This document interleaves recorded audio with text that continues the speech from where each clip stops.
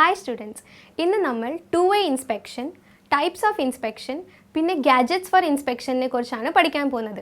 അതിനായി ആദ്യം ഇൻസ്പെക്ഷൻ എന്താണെന്ന് മനസ്സിലാക്കാം. ഏതൊരു യന്ത്രോപകരണത്തിനും പരിശോധന ആവശ്യമാണ്. തെറ്റായ ഇൻസ്റ്റാളേഷൻ, റീഇൻസ്റ്റാളേഷൻ, മറ്റേതെങ്കിലും സാഹചര്യങ്ങൾ എന്നിവയിൽ നിന്നും ആരോഗ്യത്തിനും സുരക്ഷയ്ക്കും ശ്രദ്ധേയമായ അപകടങ്ങൾ ഉണ്ടാകാം. പരിശോധനയുടെ ലക്ഷ്യം യന്ത്രം പ്രവർത്തിപ്പിക്കാൻ കഴിയുമോ എന്ന് കണ്ടെത്തുകയും അത് ക്രമീകരിക്കുകയും സുരക്ഷിതമായി പരിപാലിക്കുകയും ചെയ്യുക എന്നതാണ്.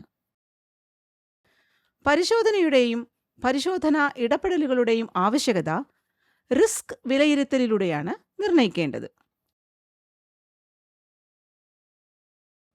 പരിശോധനയുടെ സംഗ്രഹം രേഖപ്പെടുത്തുകയും അത് മെഷീന്റെ അടുത്ത പരിശോധന വരെ സൂക്ഷിക്കുകയും വേണം.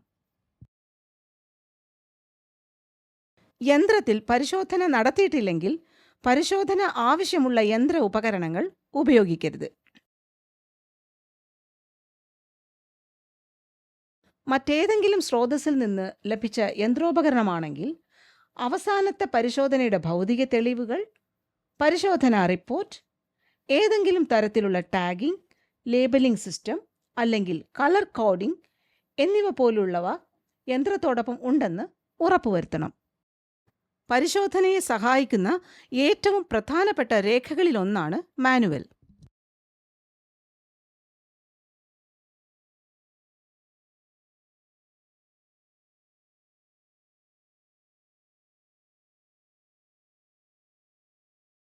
മെഷീൻ കൈകാര്യം ചെയ്യുന്നതിനും പ്രവർത്തിപ്പിക്കുന്നതിനും മുമ്പ് ഓപ്പറേറ്റർ അറിഞ്ഞിരിക്കേണ്ട അവിഭാജ്യവും ആവശ്യവുമായ ഒരു എഴുത്ത് രേഖയാണ് മാനുവൽ. അത് യന്ത്രത്തിന്റെ വിതരണത്തോടൊപ്പം തന്നെ നിർമ്മാതാവ് നൽകേണ്ടതാണ്.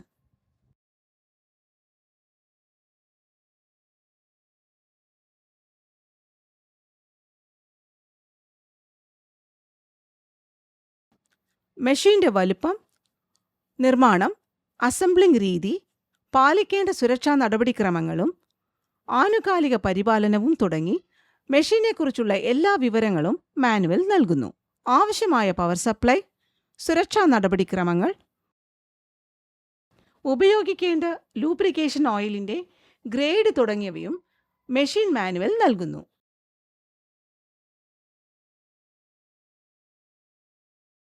അനുയോജ്യമായ സ്പെയർ പാർട്സുകളുടെ ലഭ്യതയും ഡീലറുടെ വിതരണത്തിന്റെ വിശദാംശങ്ങളും മാനുവലിൽ നൽകേണ്ടതാണ്.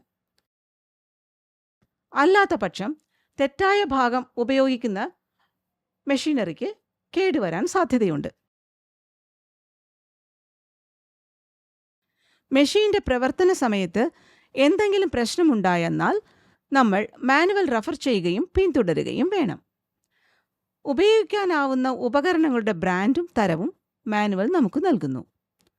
ഉപയോഗത്തിന്റെ സമയത്തും കാലാകാലങ്ങളിൽ നടത്തേണ്ട പരിശോധനയിലും മാറ്റി സ്ഥാപിക്കാവുന്ന ഉപകരണങ്ങളുടെ സമയ കാലയളവും ആയുസ്സും മാനുവലിൽ ഉണ്ടാകണം. പൊതുവെ മാനുവലിൽ മെഷീൻ ആരംഭിക്കുന്നത് മുതൽ ഓപ്പറേറ്റിംഗ് രീതി, മെഷീൻ നിർത്തേണ്ട രീതി എന്നിവ മുതലുള്ള വിവരങ്ങൾ നൽകിയിരിക്കണം. എന്തെങ്കിലും അടിയന്തര സാഹചര്യത്തിൽ ഓപ്പറേറ്റർക്ക് യന്ത്രം നിർത്താൻ കഴിയണം.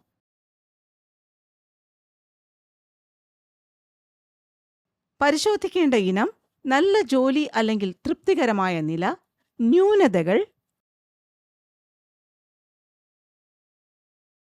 പരിഹാര നടപടികൾ, മെഷീൻ മാനുവലിന്റെ ലഭ്യത, സുരക്ഷാ ഗാർഡ്, ഇൻസ്റ്റലേഷൻ, യന്ത്രത്തിന്റെ നില, ബെൽറ്റും അതിന്റെ ടെൻഷനും, ബെയറിംഗ് ശബ്ദം,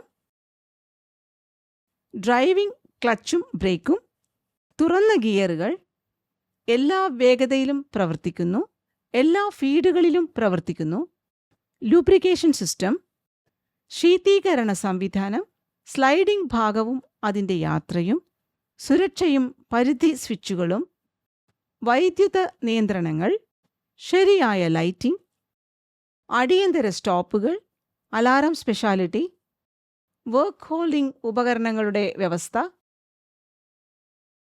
ടൂൾ ഹോൾഡിംഗ് ഉപകരണങ്ങളുടെ വ്യവസ്ഥ, ആക്സസറികളുടെയും അറ്റാച്ച്മെൻറ്റിൻ്റെയും വ്യവസ്ഥകൾ, ചിപ്പ് ശേഖരണവും നിർമ്മാർജ്ജനവും, യന്ത്രങ്ങളുടെയും ഉപകരണങ്ങളുടെയും ഹിസ്റ്ററി ഷീറ്റ്, ഉപകരണങ്ങളുടെ വിവരണം, നിർമ്മാതാവിൻ്റെ വിലാസം, വിതരണക്കാരൻ്റെ വിലാസം, ഓർഡർ നമ്പറും തീയതിയും,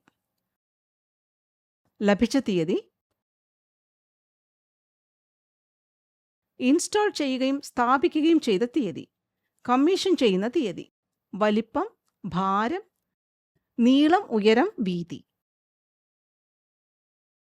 വില, മോട്ടോറിൻ്റെ വിശദാംശങ്ങൾ, വാട്ട്സ്, റെവല്യൂഷൻ പെർ മിനിറ്റ്, ഘട്ടങ്ങൾ, ബോൾട്ടുകൾ, ബെയറിങ്ങുകൾ, spares record, belt specification, lubrication വിശദാംശങ്ങൾ, പ്രധാന അറ്റകുറ്റപ്പണികളും ഓവർഹോളുകളും നടത്തിയ തീയതികൾ. നമ്മൾ ഇതുവരെ പഠിച്ച കാര്യങ്ങൾ പെട്ടെന്ന് പുനരാവിഷ്കരിക്കാം. മെഷീൻ ഓപ്പറേറ്റർമാരുടെ സുരക്ഷ ഉറപ്പാക്കാൻ മെഷീനുകളിൽ പരിശോധന ഇടയ്ക്കിടെ നടത്തണം. അതിൻ്റെ രേഖകൾ സൂക്ഷിക്കണം. പരിശോധനയെ സംബന്ധിച്ച വിവരങ്ങൾ കൈമാറുന്നതിനുള്ള മാനുവലുകൾ സാധാരണമാണ്.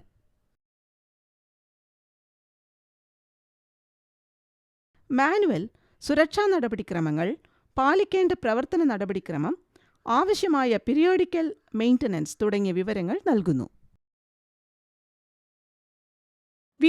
ഇപ്പോൾ കാണിച്ച വീഡിയോയിലെല്ലാം നിങ്ങൾക്ക് മനസ്സിലായി എന്ന് വിശ്വസിക്കുന്നു.